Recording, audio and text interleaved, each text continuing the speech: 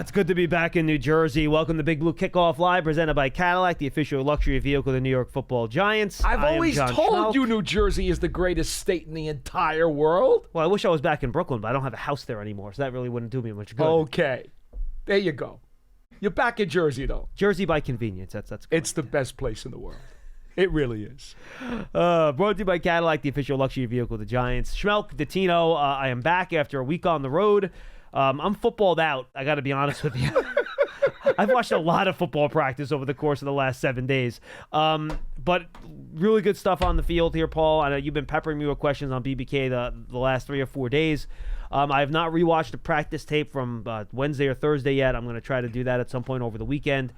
But a lot of good players. I don't think you're going to have a ton of top 15 picks, at the game, which is usually the case. You usually don't get a lot of top 15 guys at these games. But I think you're going to have a good amount of first-rounders, I think, between, 15 and 32. And a lot of good players that are going to make the meat of day 2 of the NFL draft this year. As we kept talking to you each and every day, I tried to minimize a lot of the quarterback talk because I wanted to get your complete summation and wrap-up after doing this over the course of a week. I was more interested, and also, to be honest, did you get a chance to watch yesterday afternoon's practice? Yeah, I watched it. Okay. It wasn't the best. Well, yeah, we did not. We were doing the show, and then by the time we get out, I didn't get a chance to watch it. The one thing that I did hear, was it from Jeremiah? It might have been Jeremiah. And I think the other folks on NFL Network also, because I did get a chance to watch the highlight wrap-up show overnight.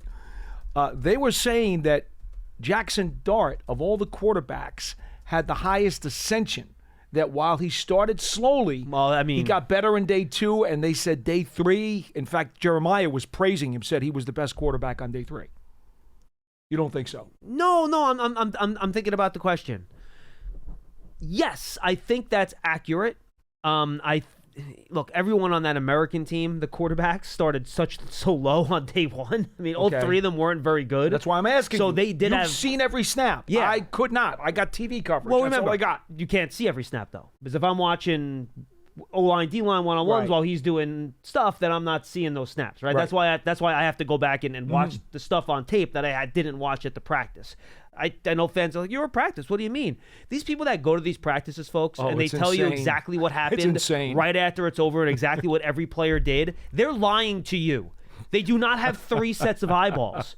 No, no, you laugh. No, I'm serious. We know, because how many times have we gone to practices? I know you know that, and that's why when we're doing these practice reports, we split it up. Like, all right, Paul, today you watch corners, receivers. I'm going to watch O-line, You D-line. guys have no idea what it's like. No, I'll explain it to him. So, thank you, Pearson. So, when you have these practices, you have O-line, D-line one-on-ones going on in one corner. You have tight end and running back one-on-ones versus linebackers and safeties going on one side of the field.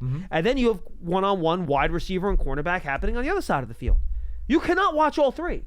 You could sit in the stands where I sit for some of these practices. I like going up close for the O-line, D-line one-on-one so I can see the hand fighting and everything. No doubt. But if you try to watch everything, you in fact see nothing. That's the trick. And it's a headache. And I used to get into the trouble where if you're trying to dart your eyes from thing to thing, you might see it, but you're going so fast, your mind doesn't actually register what happens. So even though you see it, you don't get anything out of it. So I've decided, look, no, I'm going to pick out, all right, during this session I'm watching this, during this session I'm watching that. Even during some of the team snaps, I say, all right, on this snap I'm watching this player. Like I see a good matchup up front, like Walter Nolan's going to be blocked by Gray Zabel. I want to see what those guys do one-on-one on the snap. Now, they might run away from those guys, in which case I just wasted my time on that snap. But if I just, look, you're going to miss stuff. So no, I get that. I wasn't implying that you intentionally missed anything. Oh no, because I get it. We know. I was just explaining for the fans because I don't hear any other analyst ever say that. Like, well, I wasn't watching that drill, or I need to go back and rewatch that. No one ever actually says that. Well, but you know why I think nonsense. So? I think because many of the big time analysts have a full team of people out there, and they might give them and they're getting notes. Well, that might be true, but how about all the small time analysts that just show up and watch and then they act like they know everything? I have absolutely no idea how they're pulling that off. No, they don't. They don't pull it off. They just make it seem like they do. I agree. I mean, it is what it is. I was trying to be nice. No, I know. No, but look, I get it. Especially if you're someone up and coming in the business and you're trying to make a name for yourself. I know. The last thing you want to say is that, I don't know. No question. They feel like that's the worst thing to say. question. And even like when we have interns here, and I always tell them, guys, look, it's okay to tell me you don't know something. Yeah, You're an intern. Like, it is what it is. You're here to learn. Like, if you didn't see something, that's fine. Nobody's perfect. Like, that's okay. Anyway, getting back to what was your question? All right. Well, I wanted to know. Oh yeah, no. Your Jackson capsule Dart. look at the quarterbacks. Yes. Particularly, was it true that Jackson Dart had the best day on Thursday? I agree. He didn't. That last practice on Thursday didn't do a lot for me. I mean, it was a lot of walkthrough. It wasn't a lot of full speed they were doing shells. Yeah. So I mean. I know. They maybe had a dozen to 15 full speed snaps. There was a lot of red zone though, right? The first practice specifically had a red zone. The National American, I guess that's some at the end too. But no, frankly, I didn't think it was a very good practice. I didn't think the American practices all week were that great. But do I think Jackson Dart showed a lot of improvement throughout the week? Yes, I think he did. He never showed off that, and I don't think he has an A+ arm. He does not. I don't believe he does. Like, it's fine. Milroe's got a stronger arm. Yeah, Milroe's arm did not impress me either. Well, they were commenting how they didn't let him just open it up and go deep. Yes, he throws like a second baseman. Right. Well, you mentioned that too on the show. And I think I was talking to somebody there, and somebody posited to me, well, John, he's got small hands. Well, so we had that talk before you went. In order to control the ball, he can't get the full wind up and go. So he kind of has to the ball never kind of gets further back than this for you guys watching on YouTube. It doesn't really go that far past the shoulder. Right. Like, he doesn't really get the full hip turn, the old Phil Simms total hip turn and turn the through torque type of and thing. the full cocking of the arm. I know. And I was even saying, I think I said that to you on yesterday's show. I want to see him let loose on some of these throws, and he was more accurate. And Milroe got better as the week along too. But I would like to see him. I'm looking forward to his pro day. And I hate quarterback pro days, but I don't think they give you a lot. We all do. We all. But guess what? They will let him unleash some throws at pro day. They're going to have to. So I'm curious. And if he throws at the combine, you have to throw some of those downfield passes at the combine too. So I think that'll be important for him. I mean, they're fine. None of these players, in my opinion, and I have posited with Tony that some team might take the dice roll on Milroe's traits in the first round, but he's not a first round player right now. I don't think any of these guys are first round players right now. If I had to bet based on, and again, I don't think all-star games for quarterbacks are that big of a deal. Right. It's about the body of work and the tape. Most of the people are already back. Very few people stay for the game. You know that. Well, right. And just even the practices, they don't know these receivers. You know, you're not, dealing with blitzes and calling out protections. You can't blitz in these games. It's a rule. So they don't want the quarterbacks to get hurt. To me, quarterbacks at the All-Star games is just seeing how the ball comes out of their hands, seeing how they're built, and seeing them up close. And I got a good feel for all these guys. None of them blew me away, to be totally honest with you. But look, I think Jackson Dart on day 2, sure, I'm okay with that. Okay. You want to roll the dice and see if you can develop into a good quarterback. But do I think Jackson Dart is ever going to become a top 10 quarterback in the National Football League? Probably not. But that's okay. Guess what? There's only 10 of those guys on the planet. So it's okay not to be one of the 10 best quarterbacks on the planet. 10 guys in the top 10. I like how you did that math. I'm good at math. All right. Second question. So given how little sleep I'm on, the fact I got that right actually. Okay. The general consensus from those people that you spoke with, how many of them were disappointed that Will Howard did not participate and they couldn't get an additional look at him? Or was that not even an issue for anybody? I just think people weren't that surprised about it because, it was so close. A lot of those players from Notre Dame, too, bailed out of the game, and I can't blame them. It's only a week ago. You're going to be banged up. I get that. I think a lot of people, Daniel Jeremiah went on TV and said right before the All-Star games that, I think he said he had Will Howard right on the edge of his top 50. Yeah. But he has to watch more tape. He did say that. I would not say that's the general consensus from people Didn't that seem I that talked way. to. No. I think he's more of a day 3 player or late day 2 player. Dan Salomon upstairs is now weeping as he listens to this show. Well, he will cry into his national championship trophy. I think he'll be okay. He actually has the flu right now. Yeah, he's at home. Does he really? Yeah, he caught it from his daughter. I was texting back and forth. That's terrible. So do you know how tired I was? Sorry, Dan. By the way, do you know how tired I was? A fan pointed us out on Twitter. I haven't had a chance to reply to him yet. And Dan already fixed it on the article. So apparently in my Thursday article, instead of putting Dylan Gabriel, I put Taylor Gabriel. Well, it's better than if you had put Roman Gabriel. Yeah, I suppose. Because that would have been more my speed. And I apologize, but in fairness to me, I did write that Thursday article in the Mobile airport as I was waiting for my flight. Yes. So oh my! It was not ideal. And did you type like Steve Serby? Did you type it on your phone? No.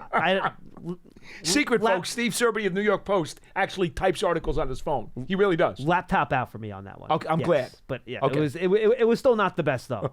Anyway. Anything else that you want me to? Yeah.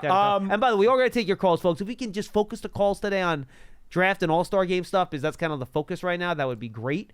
If you don't want to, I get that too. But if you can focus them on those, that would be good. Go ahead, Paul. They showed very limited stuff that I saw on TV. Yeah. The linebacker, running back, blitz pickup drill. Yeah, I have Did not. you get to see any of that? That's on my tape assignment sheet for later on. I have not watched that yet. Yeah, but a lot of the running backs did say that was a big thing for them this week. They're like Marcus Yarns, who by the way is a great receiver. Mm-hmm. Like that guy, Marcus Yarns, he's out of Delaware, Blue Hen.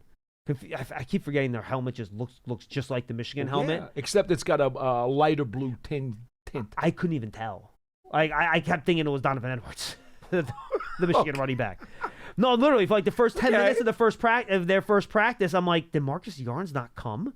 Like, I don't see a royal blue helmet anywhere. Oh, wow. And hold on a second, a Michigan player, but Donovan Edwards is on the other team. And then I finally figured out that was actually... Okay. They see his jersey rolled up, so you couldn't see his number. Oh, I hate that. That's another thing, folks. Jersey roll-ups, the worst. At least these guys all have different helmets on, so you can spot the team helmet, and then you can figure out who it is based on the helmet. But yeah, guys rolling up their jerseys. Big faux pas. Oh, my. No good. All right, so let me ask you the third thing I really wanted to ask you then. That is, we know that the top corners were not available.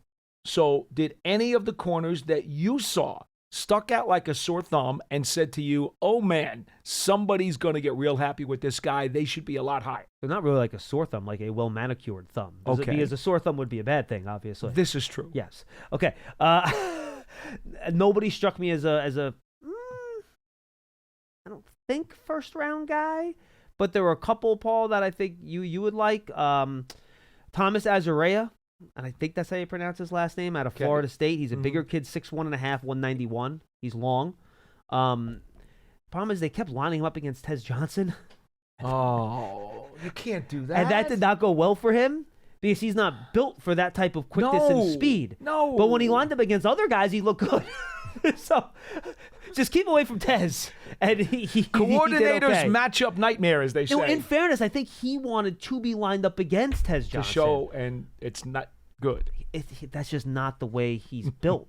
Like like a bigger corner against Tez Johnson with a two-way go and his deep speed, like you don't have a chance. No. Quincy Riley out of Louisville, 5'10", 192. I thought he looked pretty good. Okay. Number one on the national team.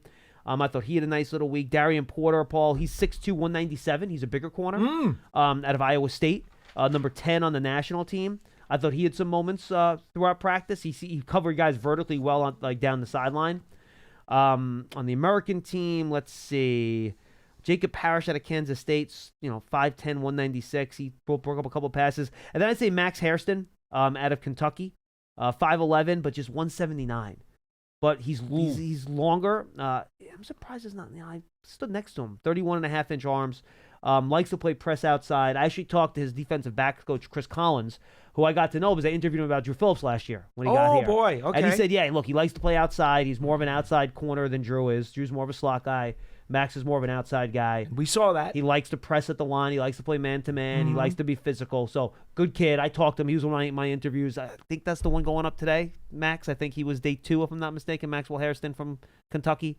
Pearson, I think. I think that's on either today's Senior Bowl interview huddle or yesterday's, one or the other. Tommy Hill out of Nebraska. Did he catch your eye at all? He made 2 plays yesterday, if I recall. He did, and then he had a couple of pass breakups yesterday that were impressive. Then he got burned in the end zone and hurt his knee. And I did not see that. And then he walked off though, and they were like, oh, when he first went down, the guys in the announcing booth were crushed because they're like, oh my God, if he got hurt. Yeah. Well, it's funny, on Wednesday, Trey Amos got hurt, and he couldn't even put pressure on his leg. He got carried off by 2 of his teammates. And then he shows up yesterday. He's going full speed. He was fine. Okay. He pulled the Paul Pierce. He's getting wheeled off on the wheelchair and then comes back in like 6 minutes later. Wow. Pearson does that at the top shows. I have to wheel him out of here in a wheelchair. Paul Pierce is a hero, okay? Yeah, to you. Please. Paul Pierce he's got some issues. Oh my goodness. Anything else from the game you want me to hit on before we go? Those were my key ones up top. I'm sure you have a few things you want to throw in too, but those were my key questions that I really wanted to ask you about. Yeah, I would suggest guys go to my written stories on the website. There's a lot of detail on there. Check that out. So look at that. This I could literally talk about this for 40 minutes. And I am with Tony Pauline on Monday. So everyone should go check out that episode. Tony Pauline and I will recap the Senior Bowl on Monday's draft season. I think I'm going to try to get Jordan Reed on from ESPN too. I think on a huddle next week. I'm going to try to get Nagy on. We have interviews with all of our assistant coaches that are out there. I just didn't get Mike Adams because he got sick. So they didn't want to around the kids at practice yesterday, so he wasn't at practice, so I couldn't talk to Mike. Oh, wow. Unfortunately, but I got all the other assistants. Okay. You've seen some of the videos up on YouTube, but I have audio interviews with Angela Baker, the tight ends coach, and James Ferentz as well. So those will go up sometime next week or the week after on the John's Huddle podcast feed. I'm trying to get Nagy next week on the Huddle. And then I'm going to talk to Roman Oben, who his son RJ is there. Yeah. I interviewed RJ too. That's going to go up on today's great. Shrine Bowl. I remember when he used to bring little RJ here. I know. They used to come in and like take all the pizzas home after the post-game show. Now he's gigantic, so I know why. He was hungry. It's all the pizzas they took home from the Giants facility. That second round of Senior Bowl interviews is up, by the way. That is up. That Thank includes you. like Walter Nolan and the Miami running back. I'm forgetting his name. Damian Martinez. Okay. So there's some good interviews. Yeah, and then Nolan's a guy to keep an eye on. And then the one coming on tomorrow, I got. And by the way, I found out it's not. And I wish you would have corrected me. It's not Arroyo. It's Arroyo. Oh.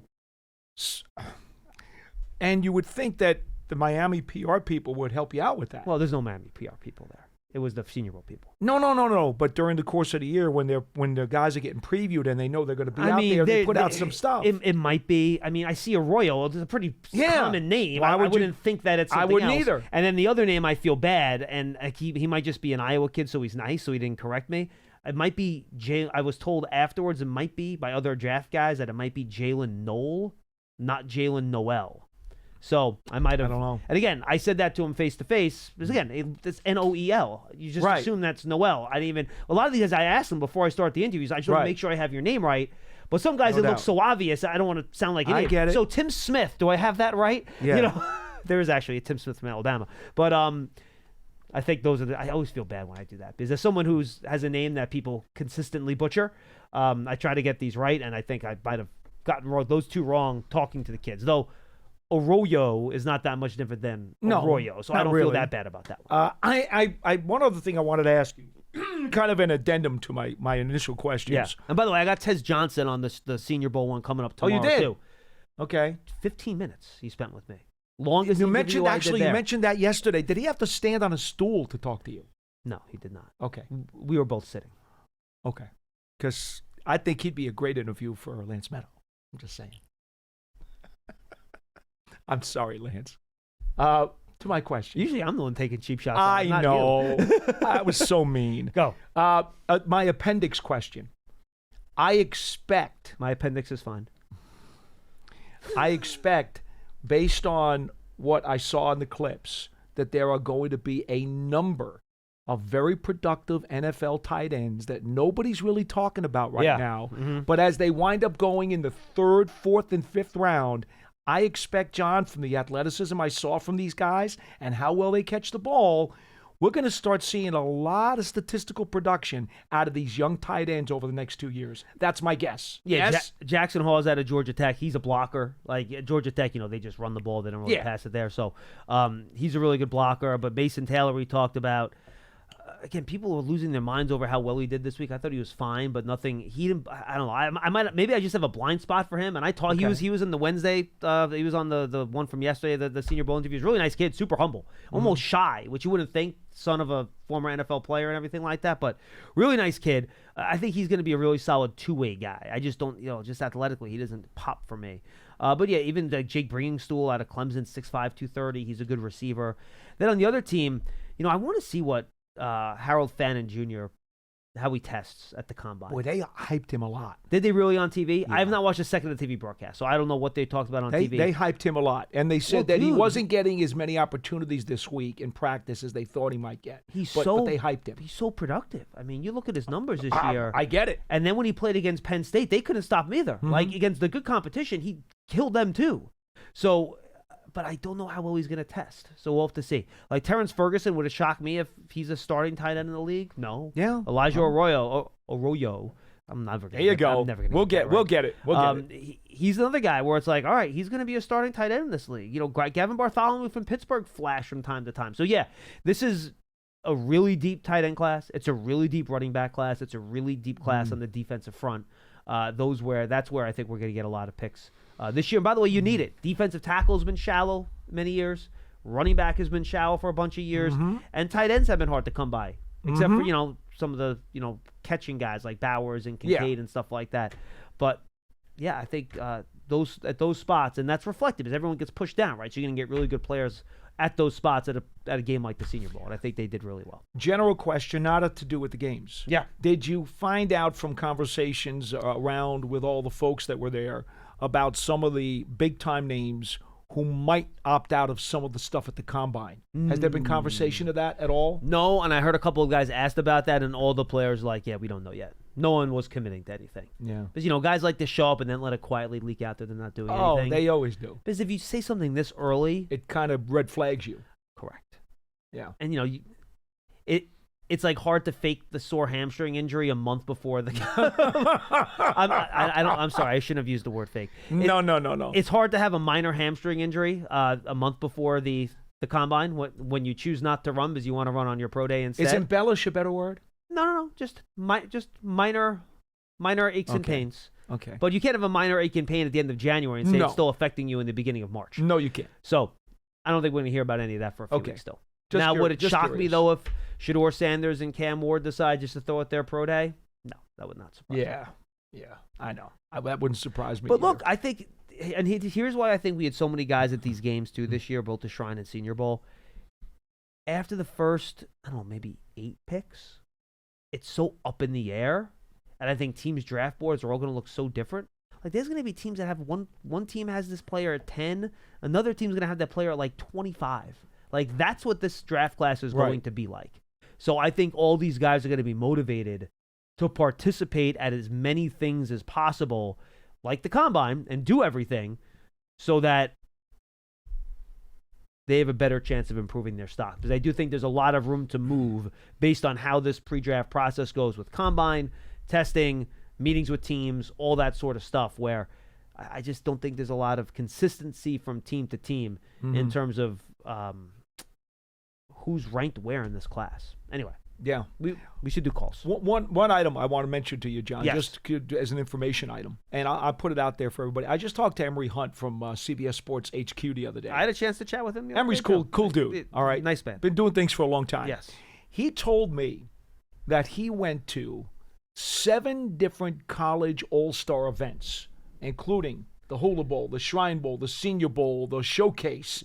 I believe there's one in Canada. Tropical Bowl, I believe, as well somewhere. There's also one in Canada. He said to me, of the 7 different all-star events that he went to, he saw groups of Giants personnel at every single one of them except the Canadian all-star game. He said the Giants people have been hitting the pavement and have been obviously all over the place. He Well, said, I hope so. I mean, you should be. no question. But my point to you is, folks, the Giants are absolutely, John went down there and busted his butt for a whole week with these 2 events. The Giants people, from what Emery told me, he said, it's been obvious. These guys are absolutely uncovering everything they can possibly get their hands on, except for the Canadian All-Star game. He said that they weren't at. It's ironically because we actually have brought in a decent amount of Canadian Over players time, over the we last have. few years. Over the time we have. Kevin Abrams, Canadian. Yes, So yes. he's always a soft spot for the Canadians. All right, let's go to the phones. I mentioned the Giants Huddle podcast already. All of our interviews. I have 2 episodes of Shrine interviews, 2 episodes of Senior Bowl interviews up there. Then we're going to have a 3rd episode of Senior Bowl interviews up there tomorrow. So, guys, we're going to be light the next few weeks, but that's good. We gave you like 5 hours worth of audio podcast interviews this week. Great job by Pearson putting them together. So that should hopefully satiate you They're as we archived, John. move forward. They can spread them out, so you don't have to listen to them today, folks. Well, that's what I'm saying. You want to spread them out over the next few weeks because exactly. I'm taking off in 2 weeks. I'll be here next week. We'll probably only have 2 huddles each of those 2 weeks. We'll still have draft season up, and we'll rock and roll. All right, let's do this, folks. On Giants.com/podcast, Giants Huddle or Giants Podcast Network, favorite podcast platform, Giants.com/podcast, Giants app, blah, blah, blah, blah, blah. All right, Freeze in Queens is going to lead us off. Freeze, what's going on? Hey, how you doing? What's up, man? Hey, nothing. Yeah, I've been listening. I've listened for a long time. I called, I think, like once or twice.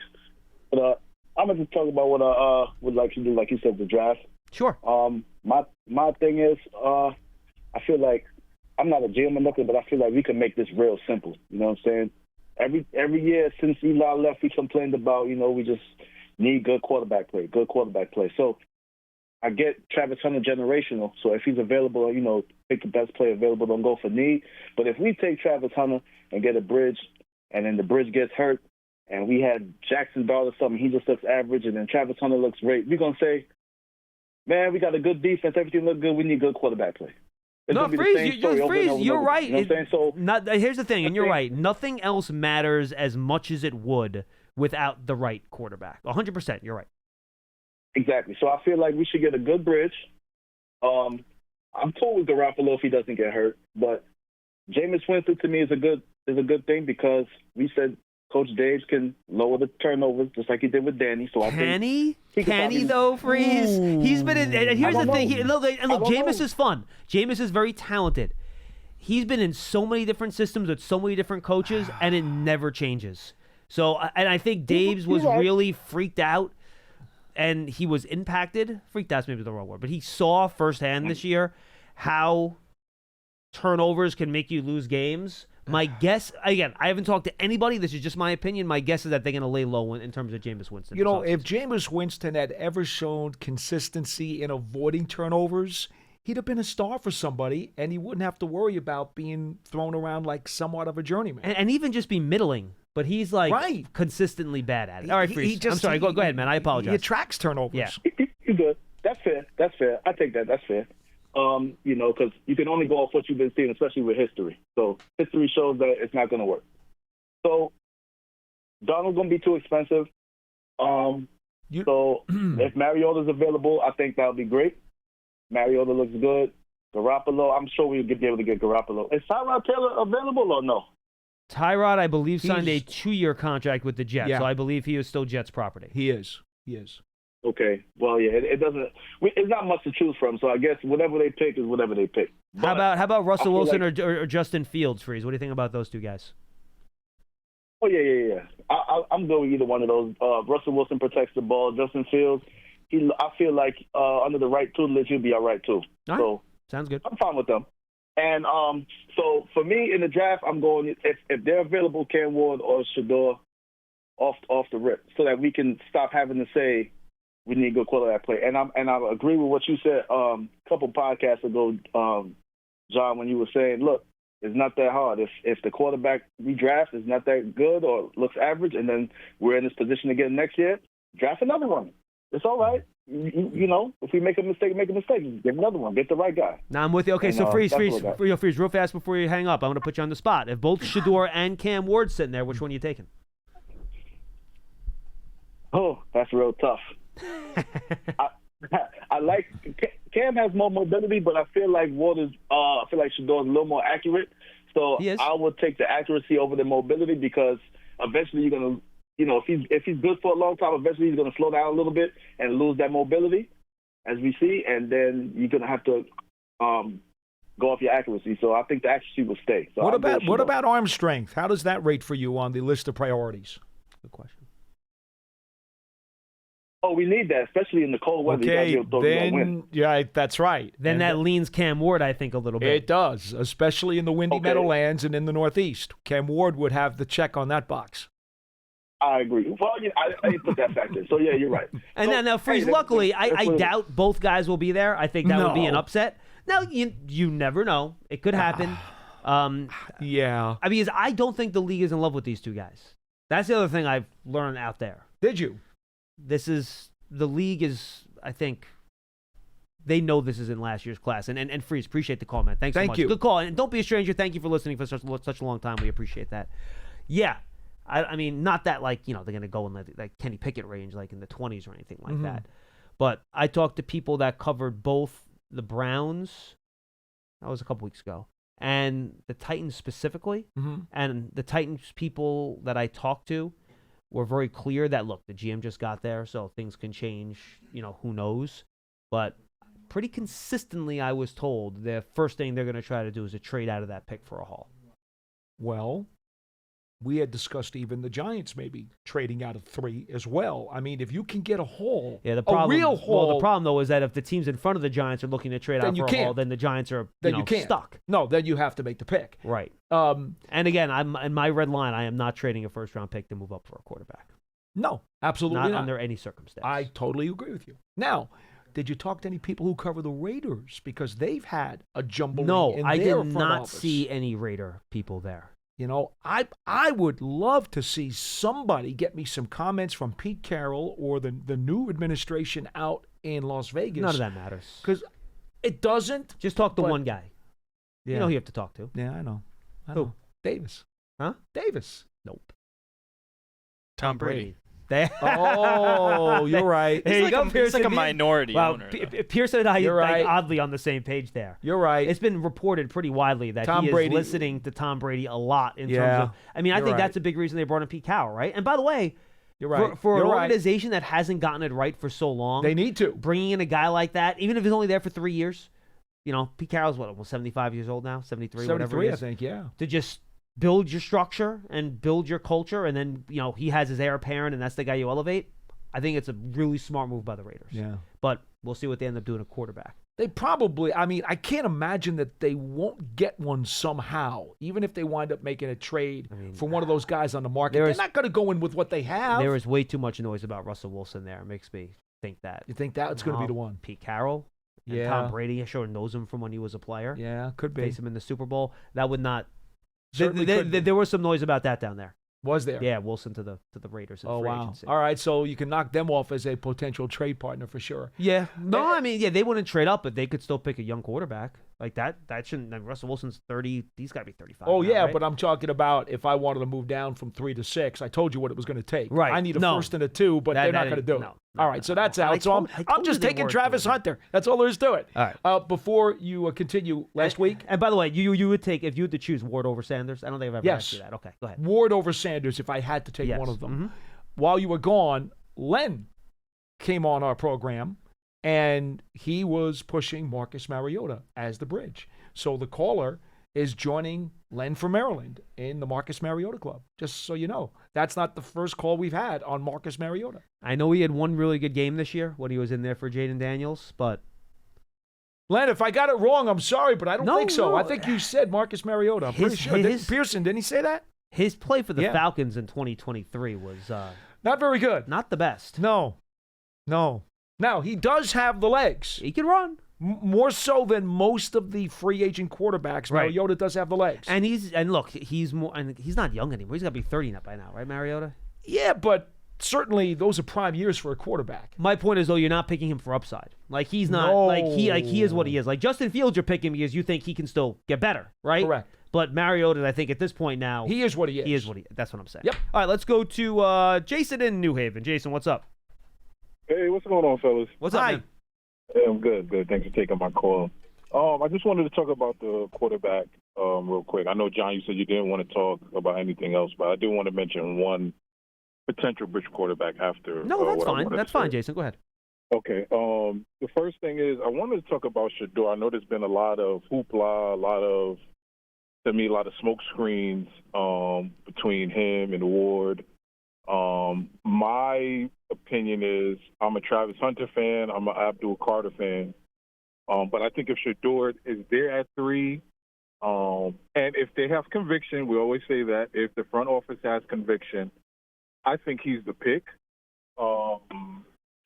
And I think the arm strength thing, to me, is a little bit of an overblown trait.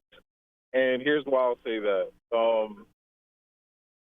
We have seen I think he has plenty enough arm strength from watching games over the season. Now, I don't have the all 22 film. Oh no, look, Jason, look, he has a good enough arm to be an NFL quarterback. He isn't Chad Pennington. No, where like he has a better arm than that. Absolutely.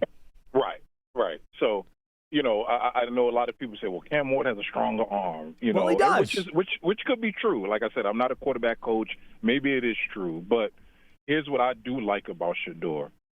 And I'll say these two names. Now, I don't want other callers to misinterpret what I'm saying. I know you two won't. Oh, they will. Don't worry. Go ahead. And I'm not comparing Shedeur to these two, so everybody don't jump down my neck. But two guys that I always think about that Shedeur has that I really like is accuracy. And two names I'm going to bring up, Drew Brees and Tom Brady. Mm-hmm.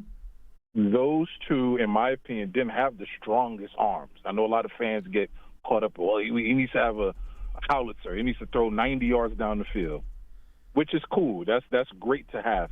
But to me, what Cam Ward has in spades, which we miss on, is accuracy. Accuracy.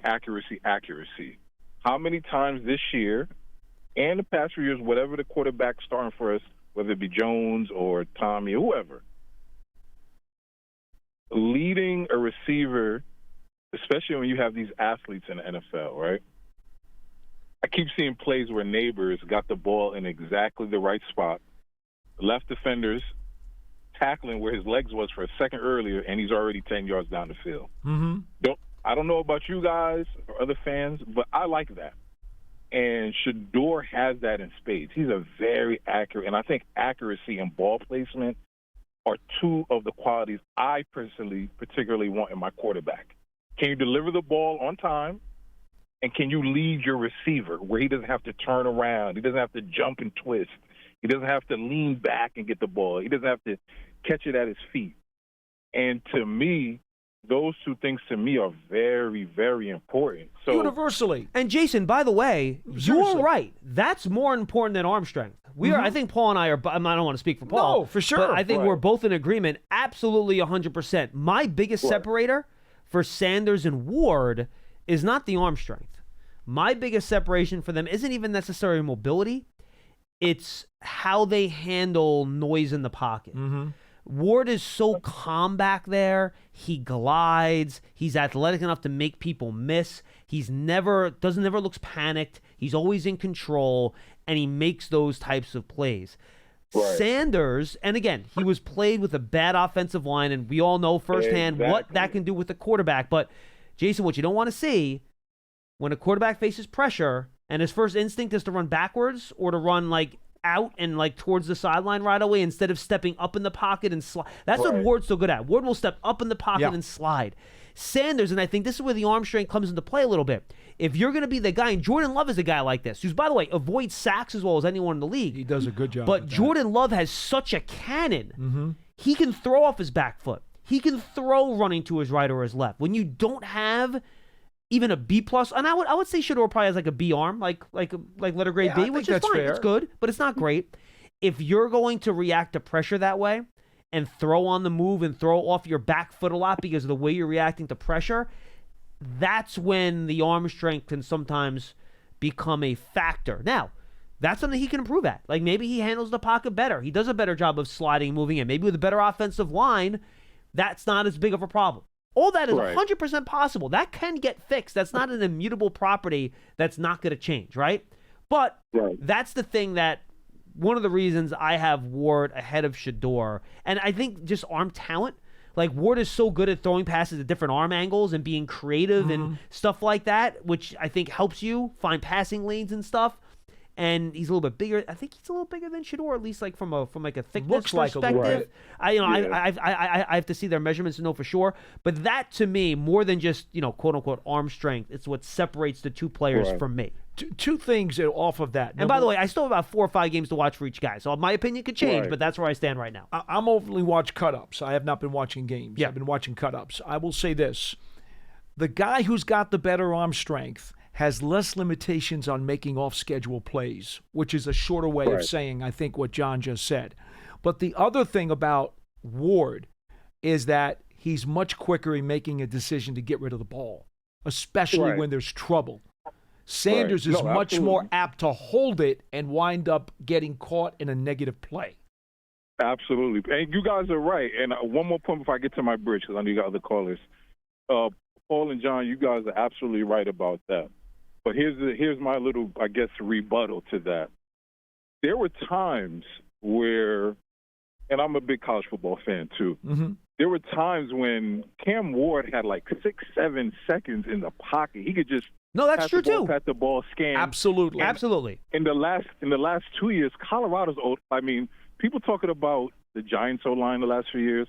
I mean, Colorado's O-line was just some of the most horrendous offensive line play I think I've seen outside of some of the Giants years. Now, Like, Jason, it there was was a lot of times what's the name couldn't even get the. I mean, it was just ridiculous. it was better this year, and Shador did hold the ball a little bit this year and invited some pressure on himself. Right. At least this Right, season. absolutely, Last season absolutely. it was like 2023, awful. Like he didn't have a chance. But this year there Absolutely. was a little bit of him holding it because the line play was a bit better this year, I thought, of Colorado. Now, Jason, I don't want to compare the two players, but Right. I think it's fair because you brought up this topic. I remember when Ernie Accorsi talked to us about why he had to get Eli Manning. And one of the things that he said was they did not have a very good offensive line. But every Right. time I watched Eli Manning play, he raised his level above that. He had the intangibles to constantly do positive things no matter what the offensive line's troubles were or presented him with. Absolutely. I don't get that sense from Sanders. Right, and like I said, I mean, the proof will be in the pudding. I mean, No these doubt. guys are still young; they have time to improve. But I'll move on to the next point. Good call, though, Jason. Go ahead. yeah, really fast, Jason. quarterback. Yeah, go ahead. Bridge quarterback. I may get some pushback from you two gentlemen, which is fine. We can all agree to disagree on certain things. One guy, and I don't know how this works. And as I'm getting older and more into the NFL, and to me, the cap is just. It's a real thing, but the more I kind of look into it and see how teams structure things, not saying that you have to just blow up your cap and just spend haphazardly, but You to me, the cap, when people talk about the cap, to me, I just kind of laugh sometimes because the cap rises every year, and it's just. But anyway, one guy, and I might get pushback, but hear me out. One guy that I particularly want to at least check in on, not so much have to go out the way to get him, but at least check on, to me, is Stafford. Mm-hmm. And I know I'll get some pushback, but just hear me out. When we talk about the schedule coming up, right? I know, Paul, you have stated you'd want a guy at least that's had some kind of, and I won't put words in your mouth, so I may be wrong, but I want a winning resume. That's Yeah. it. I want a winning resume. A guy who's a veteran Right. who's won games before and has been in a big spot and succeeded. That's Right. a big deal for me. Right. So, our quarterback room has to exponentially be better. That's not even. I don't think you two would even argue with me on that. It has to be way better. Correct. And I think all these quarterbacks, from Ward to Sanders to Milroe to Ewers to whomever, Gabriel, they all need to sit a year, in my opinion, or at least a good amount of the first year. Yeah. So why bring up Stafford is, I don't know what his cost would be. I don't know if the Rams would cut him or trade. I don't know all the minutia of how that would even work.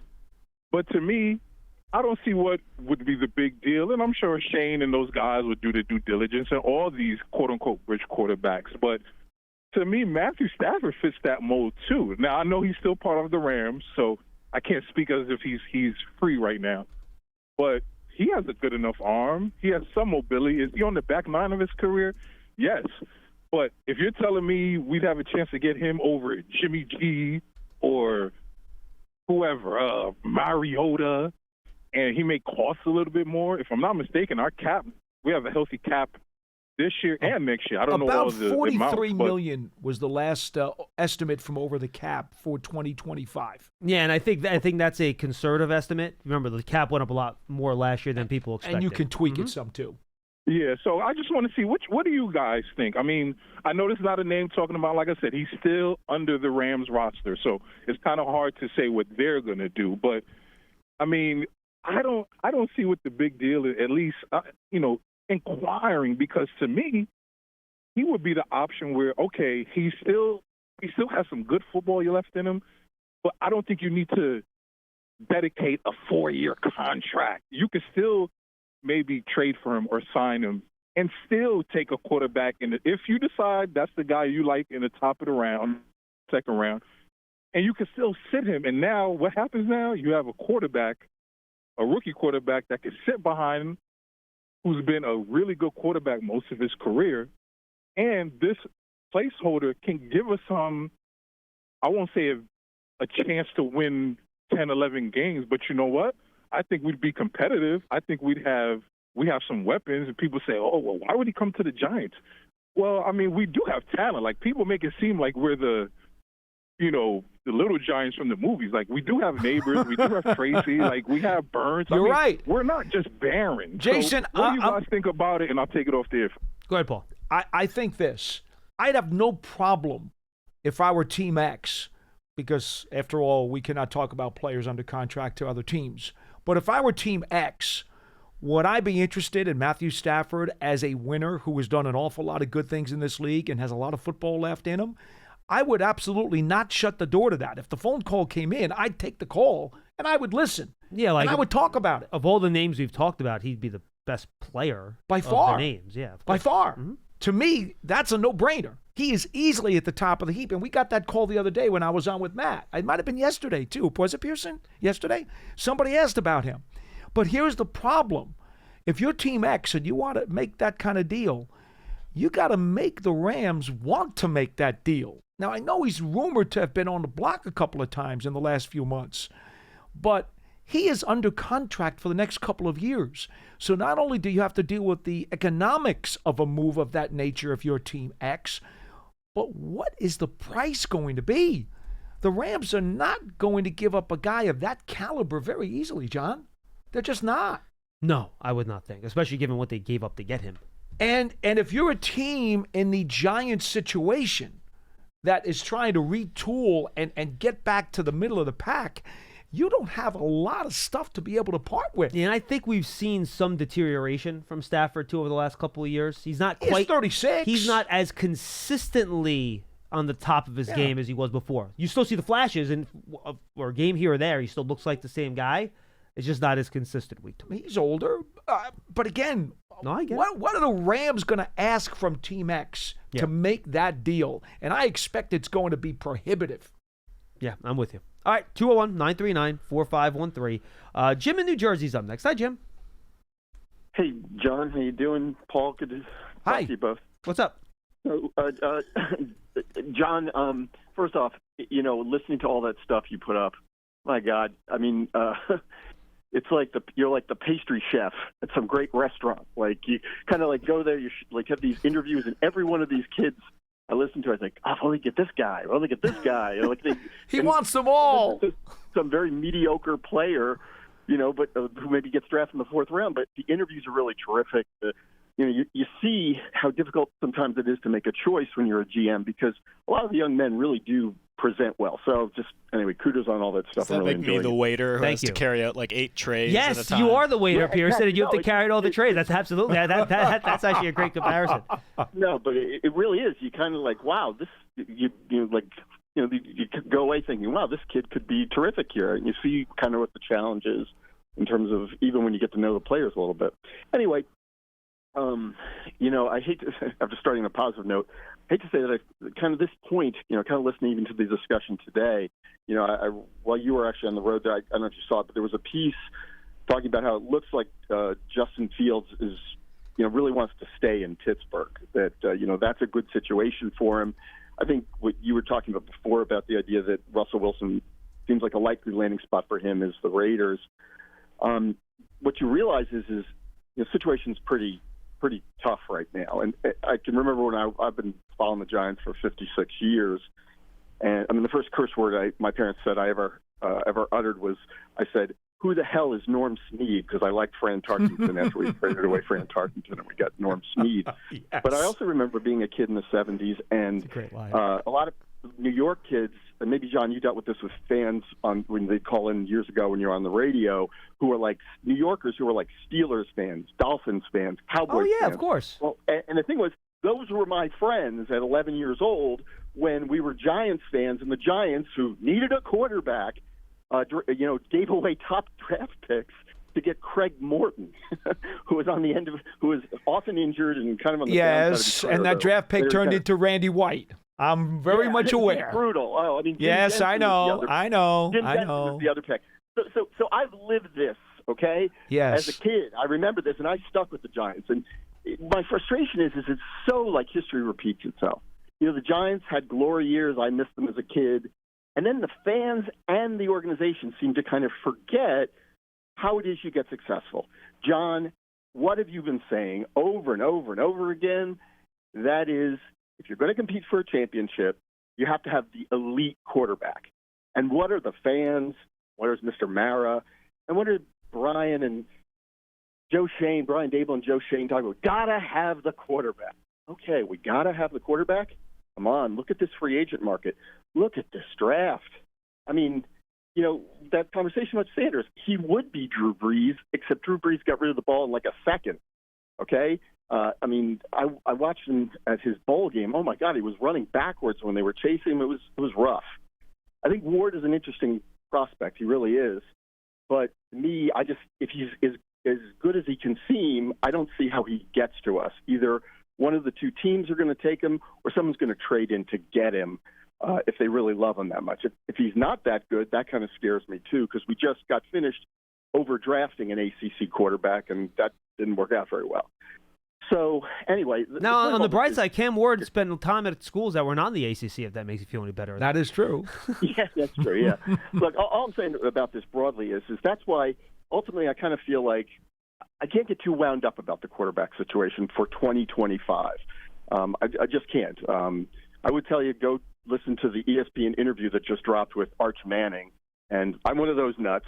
But, oh, my God, the kid, I don't know if he's going to play as well as the interviews, but holy smoke. I mean, he's amazing. Why don't we just, bring out a high school quarterback this year and, lose 15 and get this guy? But I know that's not going to happen. So anyway, look, I don't know what'll happen. I hope we'll find somebody. I think Darnold at a reasonable price might work. But, we'll see what happens. But what I'm interested in really is kind of what we're going to do, and this is kind of my assignment for you, John, as you move forward, is I want to kind of force multiply the two areas where the Giants have a star.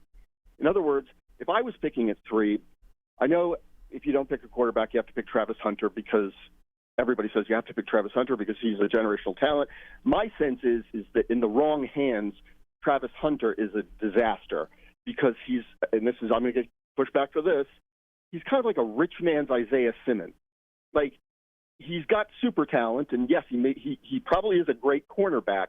But he's also a guy who seems to want to do more. He's, I hope that can work. But Jim, hold on one second. I do want to push back on you because we've seen proof of concept with Travis Hunter at both spots, and he's good at both spots. We saw the potential of Isaiah Simmons at different spots, but the whole conversation that year was that we don't know where he's good. I would just say to you this, John. If Joe doesn't pick a quarterback and picks Hunter, okay, you won't be disappointed. Okay, you won't be. Well, Jim, I will tell you this, Jim. If they don't pick a quarterback, I think it's going to be Hunter or Abdul Carter. Those will be the two players they choose from. Right, exactly. They have to have a splash there. And here's the thing, Ed Carter is, he's terrific too. But my feeling is, and again, I'm not saying I'm just a fan. But what I really want to do is sort of have a force multiplier where we already have a star. And what I would do with 3, and I know this is not going to happen, is I would either want to pair my superstar in Malik Neighbors with a Tet McMillan, because now I have the classic Dottino skyscraper. And by the way, Malik Neighbors played pretty damn well at LSU with a guy like that. Yeah. And I'm now suddenly very attractive. It's too late, though, because free agency's over. But at least I've created an attractive environment if I go get that guy for whoever my free agent quarterback is, who's going to come in probably, or even my young quarterback. I'm not going to draft a young quarterback. So it's going to be that free agent quarterback or that quarterback in the second or third round that we have to pick. So I'd be interested in kind of pairing up Neighbors with like a McMillan-type player. Or I'd love to get a Mason Graham and then put him on the field with with my superstar on, with Dexter Lawrence, my superstar on the line, their defensive line with Dexter Lawrence, and then I could let Dexter Lawrence actually take some snaps off and stuff. And I've created a force multiplier in that my two weakest areas, that is quarterback, suddenly has, two really terrific receivers. I've got my T. Higgins and my Jamar Chase, close to it.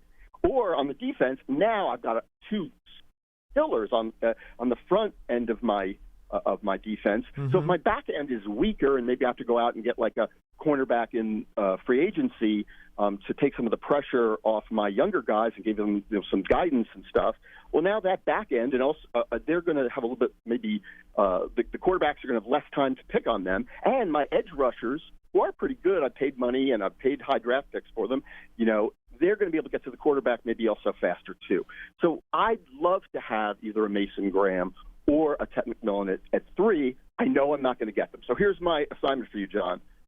Because I still think this is important to do, I saw this kid from Iowa State, one of the two receivers there. I forget his name. Who's a taller kid. Yeah, Higgins, Jaden Higgins. Yeah. Right. And there's also a bunch, you just said it because you go back from Senior Bowl, that there's a bunch of really good defensive linemen in this year's draft. So my assignment for you, John, is this as I listen, will be, can you find me the second-round guy who is that Ted McMillan, that Mason Graham equivalent, that kind of poor man's version of that? Good question. Of course, that all goes out the window, and with our pick in the second round, because that's what I'd love to see. No, I'd like to see a skyscraper and a defensive tackle or defensive end. No, I think Jim, I think you're absolutely right. That's what I hope for. Appreciate the call, my friend. And trust me, that's my homework assignment at the Combine. And that's exactly what I'm going to be doing. That's what Giant scouts are doing too. I think there's probably more of a focus on defensive tackle than wide receiver, would be my guess from the Giants. And it's a good group. It's a very good group. It is not a great receiver group this year. No. Which means you may be looking at some of that free agent money for a receiver. Possibly. I mean, I don't think there's going to be a receiver at the top of the second round that's your highest graded player. That would surprise me. Mm-hmm. So I think top of the third round would probably be more of a sweet spot for a receiver if you want to go in that direction. There will be a defensive tackle there at the top of round 2 that should be good, I think. But again, I haven't finished all my defensive tackle work, but there are enough good players at that spot. Where somebody should be there, though, there are a decent amount of undersized guys. One guy actually didn't mention any of the reports, and then we'll get to Charlie. Darius Alexander. Oh, he hung up? Oh, that's too bad. Darius Alexander. I'm sorry. Darius Alexander out of Toledo. 6'3", 305, 34-inch arms. I thought he actually looked really good the last couple of days of one-on-ones. Okay. And I think he would kind of fit with his size and skill set next to Dexter. He's kind of a longer, leaner type of guy, but still 305, but long arms and taller.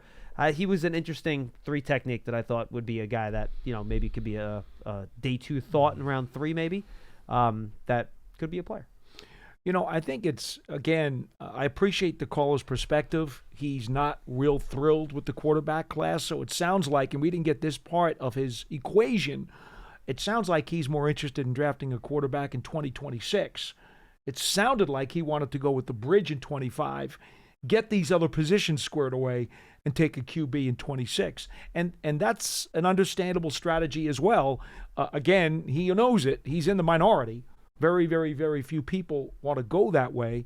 I would say this, Travis Hunter, while he may not be overly excited about the Giants picking a guy of that nature, we're not talking about a hype machine here. As you said, John, he has proven time and time again at the highest of level that this guy is just a sensational player. And shame on anybody who drafts him and then misuses him. If you're taking him at number 3, you know what you're going to do to maximize his value at number 3. If you do not, shame on you, because you can't screw him up. That would be sinful to screw up a Travis Hunter. Yeah, and I don't think, and that's the beauty of Travis Hunter. You get 2 bites of the apple with him, and I made that point, right? Yeah. Corner's tough. Guys fail at corner. Really nice that if he fails at corner, you already know he could be a really good receiver. And remember this. If you want, I think he's primarily a corner who would get a package at wide receiver, right?